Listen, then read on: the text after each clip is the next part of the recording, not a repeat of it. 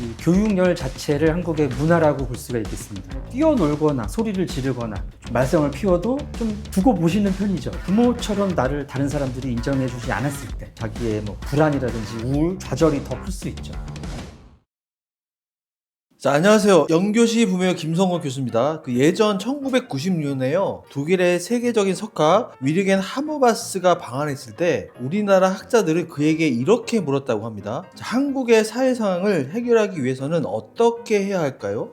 하머바스는요, 이렇게 얘기했다고 합니다. 그걸 왜 나한테 묻죠? 아무리 잘 나가는 사상가라고 해도요, 한국인에 대한 답을 구하는 것은 어불성설이라고 말씀하신 분이 계십니다. 자, 오늘은 대한민국을 대표하는 문화심리학자가 바라본 대한민국 교육에 대해서 알아보겠습니다. 자, 교수님 안녕하세요. 안녕하십니까. 멸종위기 1급 토종문화심리학자 한민입니다. 영교시 부모영역 시청자 여러분 반갑습니다. 자, 교수님, 어려운 발걸음 해주셔서 너무 감사하고요. 문화심리학이 도대체 뭔가요? 제가 전공한 문화심리학이라는 것은 인간의 마음과 행동의 배경이 문화이기 때문에 문화에서 비롯되는 사람들의 마음을 이해하는 그런 심리학이 되겠습니다. 그럼 저희 채널이요, 네. 부모 교육, 자녀 교육인 채널인 만큼요, 네. 그 범위를 좀 좁혀서 네네. 도대체 한국에서 이 교육과 대학 왜 이렇게 뜨거운 관심이 있는지, 이게 문화적으로 연결이 있나요? 네네. 일단 한국의 교육열은 세계적으로도 굉장히 유명한데요. 이 교육열 자체를 한국의 문화라고 볼 수가 있겠습니다. 근데 이제 문화라는 것이 사람들이 생존하기 위해서, 삶에 적응하기 위해서 만들어낸 것이다 보니까 한국에서는 이제 사람들이 자녀들을 교육을 굉장히 열심히 시켜야 이게 우리가 잘 사는 길이다라는 이제 가치관이 있다고 봐야 되겠죠. 그러면 우리나라와 다른 나라를 비교할 때요, 이 독특한 좀 양육 태도에 대한 차이가 좀 있을까요? 네네. 일단 세계적으로 비교를 해보면 한국 부모님들이 이 어린아이들을 같이 재우시잖아요. 요거부터 굉장히 큰 차이입니다. 요즘에는 한국 부모님들도 이제 독립적인 양육을 한다 해서 아이를 따로 재우시는 분들이 계신데, 아이들이 독립적이 되는 것은 따로 재우는 게 아니라 더 큰 다음에 뭔가 아이들한테 어떤 할 일을 시키고 그것을 이제 자기 힘으로 할 수 있게끔 요 과정에서 독립성은 생기는 거거든요. 근데 그 이전에 이제 아이들을 끼고 자고 아주 어렸을 때부터 이렇게 오냐오냐 둥기둥기 해주는 것이 굉장히 한국적인 양육 방식입니다. 그럼 다른 나라와 좀 비교를 해주시면 네네네. 어떨까요? 예, 특히 이제 일본하고 비교를 하면 이제 재밌는 부분이 있는데요. 네네. 아이들이 어느 정도 커서 한 서너 살 정도 되면은 이제 아이들이 밖에 나가서 다른 사람들하고 얘기도 하고 놀기도 하고 놀이터에서 이런 일을 할 때 이제 부모님들의 태도가 굉장히 차이가 있습니다. 한국과 일본.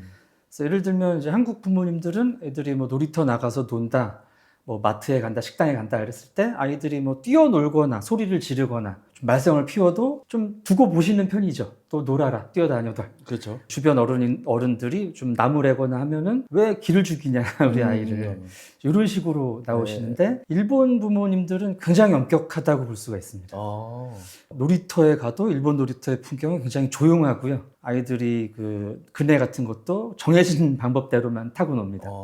우리는 막 거꾸로 올라가고 막 매달리고. 그렇죠. 예. 그런 아이들의 행동을 허용하느냐 허용하지 않느냐가 일본하고 한국의 이제 제일 큰 차이가 될 것 같습니다. 일본의 부모님들이 상당히 엄격하게 아이들의 이제 행동이나 표현을 제한을 하시는 측면이 있는데, 기본적인 예절 교육도 되고 다른 사람한테 피해 안 끼치는 이런 장점으로도 작용을 할 수가 있겠습니다만, 이게 좀 문제가 또 나중에 가면 생길 수가 있습니다. 아이들이 이제 내가 어떤 행동을 했을 때 항상 부모님이 나한테 좀 뭐라고 하고 나무래고 혼을 냈다. 그럼 아이들이 결국에는 내가 어떤 행동을 할 때 상당히 좀 남의 눈치를 많이 보게 되고 자신이 없는 사람으로 성장을 할 수 있거든요. 또 반면에 이제 한국 양육 같은 경우는 오냐오냐 하고 이게 이제 좀 공공 질서에 좀 저해가 되는 측면이 있습니다만은, 이게 또 자기의 어떤 자신감으로 연결되는 측면이 또 있습니다. 그렇죠. 예. 이게 지금 일본 얘기를 좀 많이 해주셨는데, 네. 혹시 유럽 쪽이나 네. 미국 쪽에서는 또 좀 차이점이 좀 있을까요? 서구 쪽의 양육 문화는 보다 어릴 때부터 아이들을 독립적으로 키우려고 하죠. 말 그대로 이제 공간을 분리를 하지 않습니까? 아이들을 다른 방에 재우고 울어도 이렇게 바로 도와주지 않고. 그래서 이런 분위기에서 크는 아이들은 어렸을 때부터 내가 내 일은 좀 스스로 해야 된다 라는 생각이 굉장히 강할 수밖에 없죠. 근데 이제 한국식 양육은 어렸을 때부터 내가 필요하고 도움을 청할 때 부모님이 항상 옆에 계신다는 거거든요. 안 좋게 얘기를 하자면은 좀 의존적인 아이가 될 수 있고, 또 좀 긍정적인 측면은 다른 사람에 대한 믿음이 좀 강합니다. 그러니까 문화의 차이를 보면 양육 차이가 네. 보입니다. 네. 자, 자녀 교육의 정답은 없겠지만 네.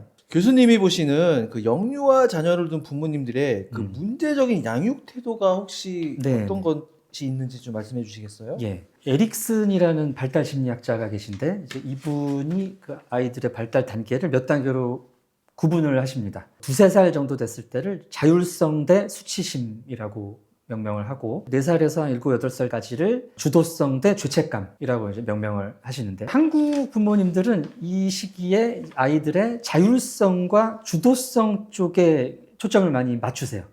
그래서 이게 이제 오냐오냐라지는 이제 뭐 둥기둥기 교육이라고 할 수가 있는데, 그렇죠. 이런 아이들의 이제 자율성과 주도성을 지나치게 강조하게 되면 아이들이 이 반대쪽에 있는 수치심이라든지 죄책감을 덜 가진 상태로 어린 시절을 맞게 됩니다. 그래서 내가 어떤 일을 하고도 부끄럽거나 죄책감, 내가 이런 일을 하면 안 되겠다라는 생각을 잘 못하는 거죠. 그래서 어떤 일을 하고 좀 뻔뻔한 질서를 어기거나 딴 사람한테 피해를 주고도 별로 문제의식을 느끼지 못하는 식의 이제 아이가 될 수 있고요. 요즘 조금 문제가 되는 것이, 부모님들이 뭐 학교에서 예를 들면 선생님이 이제 뭐 아이를 혼냈다, 우리 아이를. 그때 이제 일부 부모님께서는 왜 우리 아이한테 창피함을 느끼게 했느냐, 수치심을 느끼게 했느냐, 왜 우리 아이를 뭐 잘못했다고 그랬느냐, 이런 식으로 막 갑질 아닌 갑질을 하시는 부모님들이 계신데, 요런 게 문제가 될 것 같습니다. 교수님, 그러면 한국식의 어떤 양육의 성격에서요, 네. 그 단점은 혹시 뭐가 있을까요?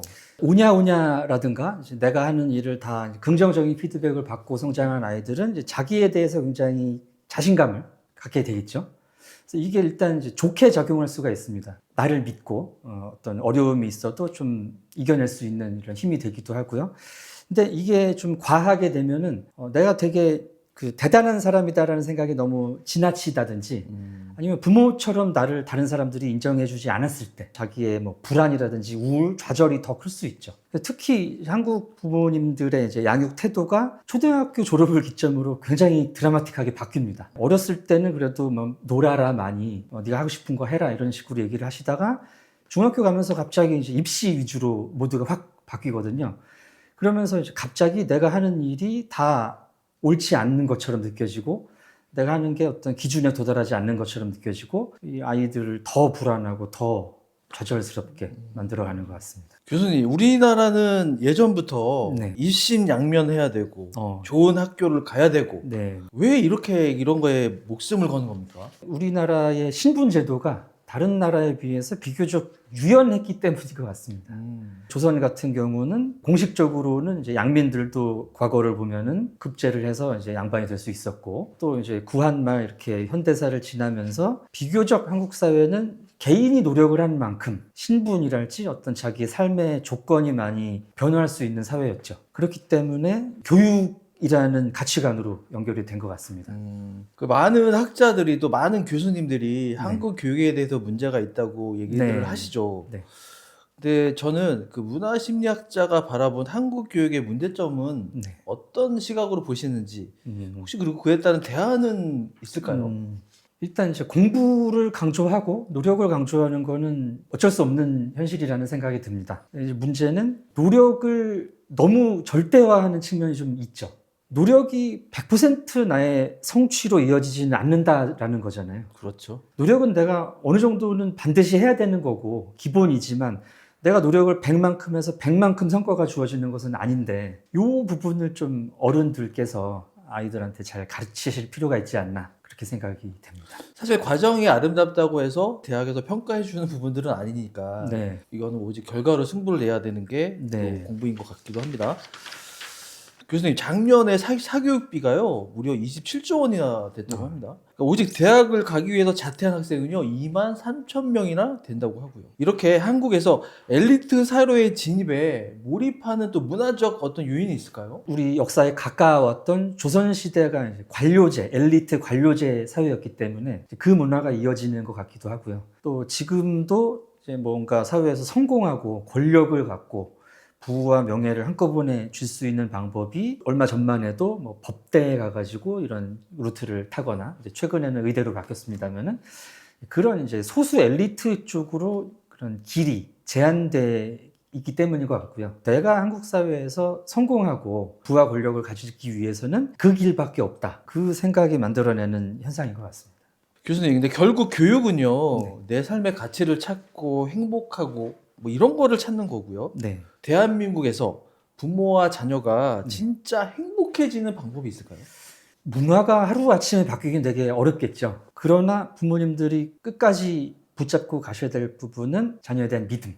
그러니까 아이들이 실패를 하고 좌절을 해도 사회에서 낙인을 찍어도 우리 부모는 나를 믿어준다면 다른 사람들이 나한테 손가락질해도 우리 부모님만은 네 길을 내가 믿어주겠다. 의사가 못 돼도 판검사가 못 돼도 너는 너의 행복을 찾아갈 수 있는 거다라고 부모님이 얘기해 주시면 그러면 자식들은 힘을 가지고 살아갈 수 있지 않을까요? 그렇죠. 사람은 그 한 사람이 나를 믿어준다는 그 의미로 네.